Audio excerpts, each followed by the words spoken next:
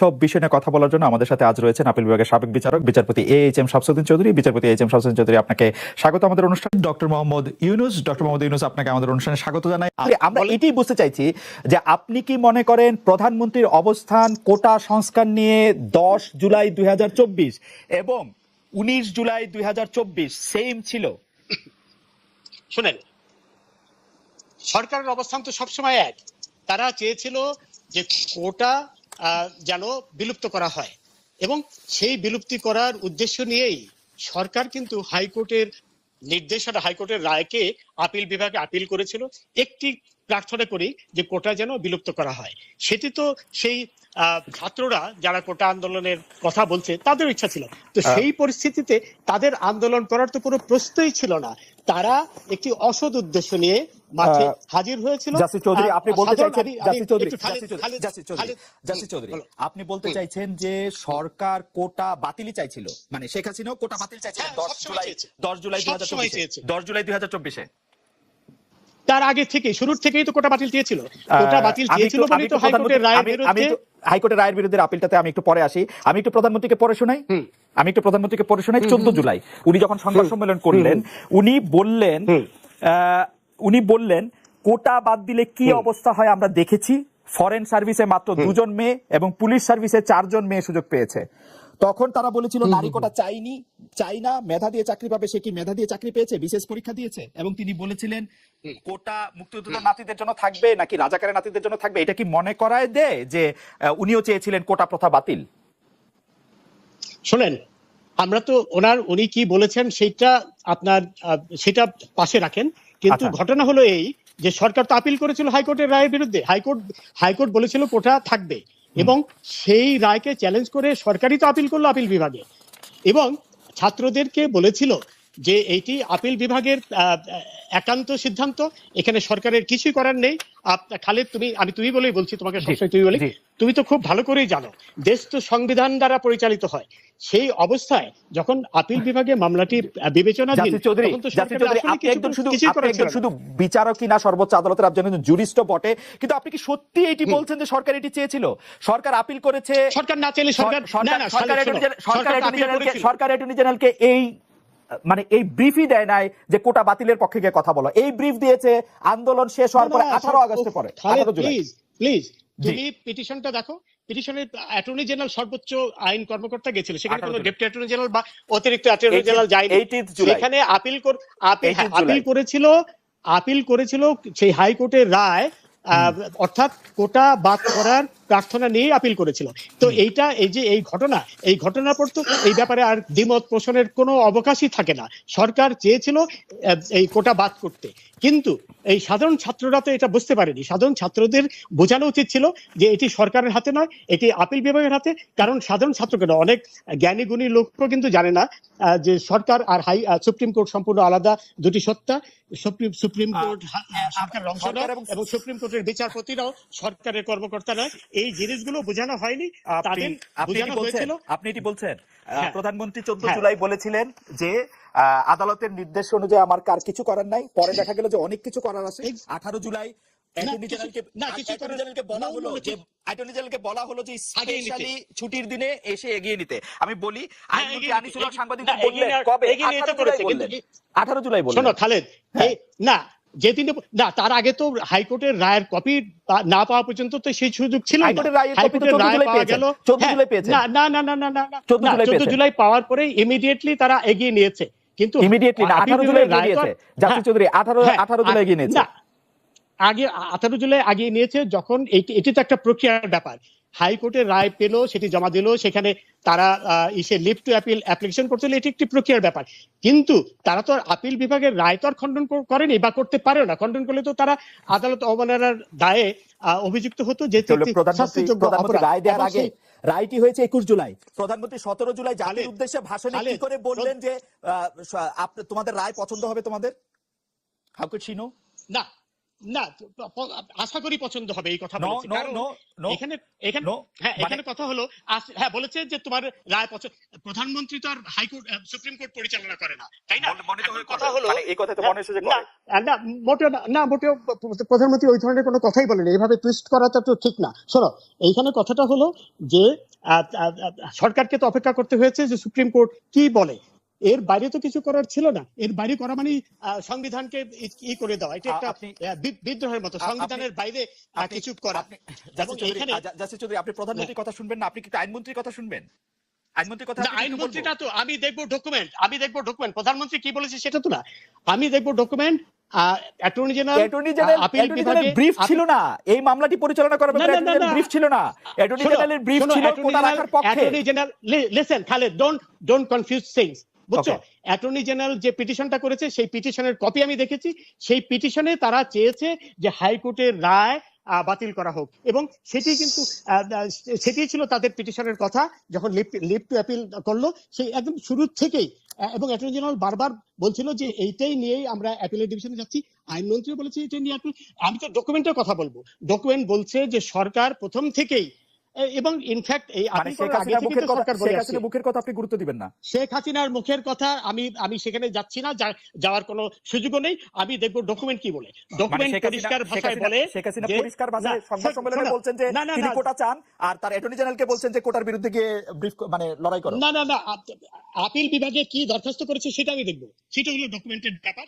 সেখানে অত্যন্ত স্পষ্ট ভাষায় তারা চ্যালেঞ্জ করেছে হাইকোর্টের রায়, বলেছে যে হাইকোর্টের রায় বাতিল করা হোক। সেটাই ছিল একেবারে শুরুর থেকে, সেটাই ছিল বড় কথা। এবং আমাদের একটু বলবেন যে আপনি যে ডকুমেন্টটা দেখেছেন, অ্যাটর্নি জেনারেল ব্রিফ রেডি করেছেন, যে আপিল রেডি করেছেন, সেটা কত তারিখে করা?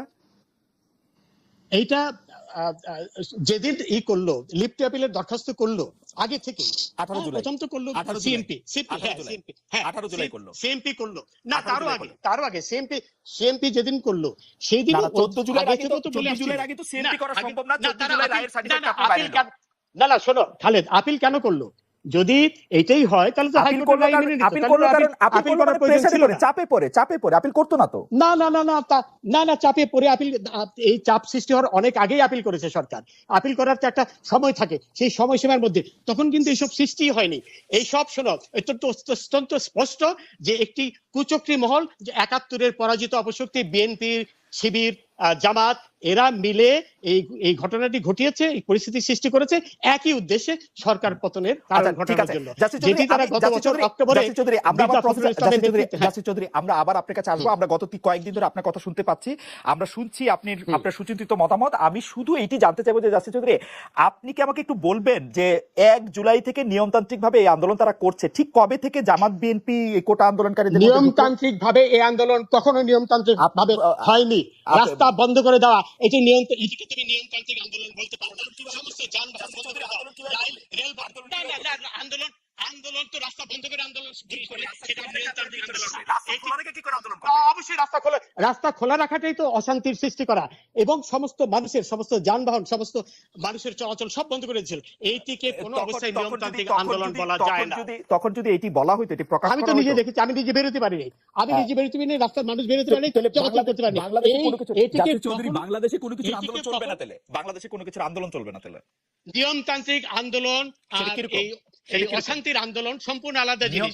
যদি নিয়মতান্ত্রিক আন্দোলন হতো তাহলে তো এইসব হতো না। তারা যদি রাস্তা বন্ধ না করতো, তারা যদি এমনিতে রাস্তা বন্ধ করাটা কোন অবস্থায় নিয়মতান্ত্রিক নিয়মতান্ত্রিক আন্দোলন হলো দাবি উচ্চারণ করা, এবং সেটি শান্তিপূর্ণ ভাবে, রাস্তা বন্ধ করে নয়, রেল বন্ধ করা, কোনো অবস্থায় এগুলাকে কোনো অবস্থায় নিয়মতান্ত্রিক বলা যায় না। এবং সেই অবস্থায় পুলিশও অনেক ধৈর্যের পরিচয় দিয়েছে। পুলিশ, কারণ প্রত্যেকের আমার অধিকার ছিল, অন্য সবার অধিকার ছিল চলাচল করার, সেই অধিকার যখন খণ্ডন করা হলো, তাকে আর কোনো অবস্থায় নিয়মতান্ত্রিক আন্দোলন বলা যায় না। এটি নিয়মতান্ত্রিক কোনোদিনই ছিল না। আন্দোলনকারীদের আপনারা হামলা করে ছাত্রলীগ এবং যুবলীগের সমর্থক করা 6 জন নিহত হন। এর মধ্যে রংপুর বেগম রোকেয়া বিশ্ববিদ্যালয়ের আন্দোলনরত শিক্ষার্থী আবু সাইদ, মানে অলমোস্ট লাইভ উনি মারা গেছেন পুলিশের গুলিতে। আপনি আমাদের একটু বলবেন যে পুলিশের ধৈর্য দেখানোর জায়গাটা আপনি কোথায় দেখলেন, বা আপনার কাছে কেন মনে হলো যে পুলিশ অনেক ধৈর্য ধরেছে? আচ্ছা শোনো, প্রথম কথা হলো যে বাংলাদেশের স্বাধীনতা পূর্ববর্তী সময়ে যেসব আন্দোলন হয়েছে, সেসব আন্দোলনের সাথে এখনকার কোনো কিছুই তুলনা করাটা দুর্ভাগ্যজনক। তখন আমরা স্বাধীনতার জন্য পাকিস্তানি ইসে থেকে, কলোনিয়াল ইয়ক থেকে মুক্তি পাওয়ার জন্য আমরা আন্দোলন করেছি। সেই পরিস্থিতি এখন এর সাথে তুলনাই করা জাসির যায় না। চৌধুরী, ছোট করে একটু জানতে চাইবো, ছোট করে একটু জানতে চাইবো যে আপনি না, ইংল্যান্ডে ছিলেন, আমি সবচেয়ে 81 সাল থেকে 90 সাল পর্যন্ত শেখ হাসিনার আন্দোলনকে আপনি দেখেছেন, বা 91 থেকে 96 পর্যন্ত শেখ হাসিনার আন্দোলনকে? সেখানে কোনো সেটা স্বাধীনতার পরে? আমি ইদানিং কালে, হ্যাঁ স্বাধীনতার পরে, ইদানিং তো 15 বছর ধরে আওয়ামী লীগ ক্ষমতায়, শেখ হাসিনার জন্য আন্দোলন করবে। অশান্তি ইদানিং কালেও এই গাজার ব্যাপারে মার্কিন যুক্তরাষ্ট্র, যুক্তরাজ্য সহ বিভিন্ন দেশে যে আন্দোলন হয়েছে সেখানে কিন্তু কখনো অশান্তিকর আন্দোলন কিন্তু কখনো হয়নি, এবং যেখানে অশান্তিকর আন্দোলন করার চেষ্টা করেছে সেখানে কিন্তু অন্যরকম ফলাফল হয়েছে। এখন কথা হলো যে প্রথম কথা হলো আন্দোলন তো করার কোনো প্রয়োজনই ছিল না, যেখানে সরকারও একই কথা চাচ্ছিল, কোটার বিলুপ্তি। এবং এখানে আমি একটু কথা বলতে চাই খালেদ, যেদিন অ্যাটর্নি জেনারেল যেদিন চেম্বার আদালতে গেলেন বিচারপতি এনায়েতুর রহিমের চেম্বারে, সেদিন কিন্তু উনি এই কথাটাই বলেছিলেন যে হাইকোর্টের যে আদেশ সেটিকে স্টে করে দেওয়া হোক। অর্থাৎ এটি থেকে অত্যন্ত স্পষ্ট যে সরকার সবসময় চাচ্ছিল হাইকোর্টের জাসির চৌধুরী, আমি খুব বিনয়ের সাথে, দর্শক বুঝবে না সেইজন্য আমি খুব বিনয়ের সাথে একটা ছোট্ট করে আমি ডকুমেন্ট নিয়ে কথা বলছি, আপনি ছোট করে আমি একটু বলি। অ্যাটর্নি জেনারেল, ডকুমেন্টের কথা বলছো না তুমি? আমি এইবার আপনি আমার পরীক্ষা নেন ডকুমেন্ট নিয়ে বলছি কিনা। অ্যাটর্নি জেনারেল যে চেম্বার জজের কাছে গিয়ে বললেন, এনায়েতুর রহিম বিচারপতির কাছে গিয়ে বললেন যে আমরা এটার স্টে চাই, সেই স্টে চাইটা বলা উচিত ছিল যেদিন রায়টা হয়েছে সেদিনে, 4 জুন। এটাকে ইন্টেনশন বলে। 4 জুন হাইকোর্টের রায় হয়েছে, সেই 4 জুন চেম্বারে গিয়ে স্টে হওয়ার কথা। না, হাইকোর্টের কর্মদিবসেই তো এটা করতে হয়েছে, একটা তো প্রক্রিয়া থাকে, তাই না? সেদিনই কর্মদিবস করতে হয় নাই তো? কিন্তু বিনা বিলম্ব না, এটা খামাখা কনফিউজ করো না মানুষকে। বিনা বিলম্বেই এই চেম্বার আদালতে গিয়েছিল অ্যাটর্নি জেনারেল, সেই স্টে চেয়ে। আপনি হাইকোর্টে বসেছেন, এপিলেট ডিভিশনে বসছেন, হাইকোর্টে অর্ডার হওয়ার পরে আমি বিক্ষুব্ধ হলে সঙ্গে সঙ্গে চেম্বার জজ আদালতে যাব। আমি গিয়েছি, আপনি আমাকে বলেন। শোনো, হ্যাঁ গিয়েছে চেম্বার জজ আদালতে। 4 জুন রায় হয়েছে, 4 জুন রায় হয়েছে, 18 জুলাই গিয়েছে। না, 4 জুন রায় হয়েছে, 18 জুলাই, এর মধ্যে ছুটি একটা প্রক্রিয়া থাকে, কিন্তু দরখাস্ত তৈরি করতে হয়। জাসির চৌধুরী, চেম্বারে যে কোনো সময় যাওয়া যায়, চেম্বারে যে কোনো সময় যাওয়া যায়, একটা প্রক্রিয়া আছে, তাই না? আমি বলবো যে কোনো বিলম্ব করেনি চেম্বারে যেতে, এবং চেম্বার তারপরে সাথে সাথে এটি ফুল কোর্টে পাঠিয়ে বিলম্ব করেছে, 1 মাস 14 দিন বিলম্ব করেছে। হ্যাঁ, আচ্ছা, এতে না 1 মাস 14 দিন বিলম্ব করলেও, ধরো বিলম্ব যদি করেও থাকে মেনেও নেই, কিন্তু সরকার যে সবসময় না, শুনো, যদি আদার ইন্টেনশন থাকলে তো আপিলই করতো না। আপিল করে প্রমাণ করেছে যে তারা না, তখন চাপ মোটেও সৃষ্টি হয়নি। চাপ অনেক পরে সৃষ্টি হয়েছে। আপিল করতে তো আপিল করার জন্য তো ড্রাফট করতে হয়েছে, পিটিশন করতে হয়েছে, সিএমপি করতে হয়েছে, এগুলো তো অনেক আগেই হয়েছে। চেম্বারে যেতে 2 মিনিট লাগে, 2 মিনিট। এই জিনিস চেম্বারে যেতে 2 মিনিট লাগে, 2 মিনিট না, হ্যাঁ 2 মিনিট। তারা যেটা করেছে এখানে কোনো বিলম্ব করেছে, আমি আপনি দুজনেই দেখেছি, হাইকোর্টে অর্ডারের পরে 2 মিনিটের মাথায় চেম্বারে যেতে আমি আপনি দুজনেই দেখেছি। হ্যাঁ, কিন্তু এই যে সিএমপিটা করেছে, সিএমপির ভাষাটা কি? CMP different. আপনি চেম্বারে স্টপ করতেন, চেম্বারে স্টপ করতেন। হাইকোর্টে না, চেম্বার স্টপ করার চেম্বার তো স্টপ করার চেষ্টা করেছে, কিন্তু চেম্বার তো এটা করেনি। চেম্বার এটা ফুল কোর্টে পাঠিয়ে দিয়েছে। সুতরাং এটা কেন মানুষদের করছো, কনফিউজ করছো? আমি চেম্বার শুনেছে, এটা শোনার পরে ফুল কোর্টে পাঠিয়ে দিয়েছে, যেটা ফুল কোর্টে চলে গেছে। সুতরাং এবং সিএমপি যখন করলো, সিএমপির ভাষাটা তো তাই যে হাইকোর্টে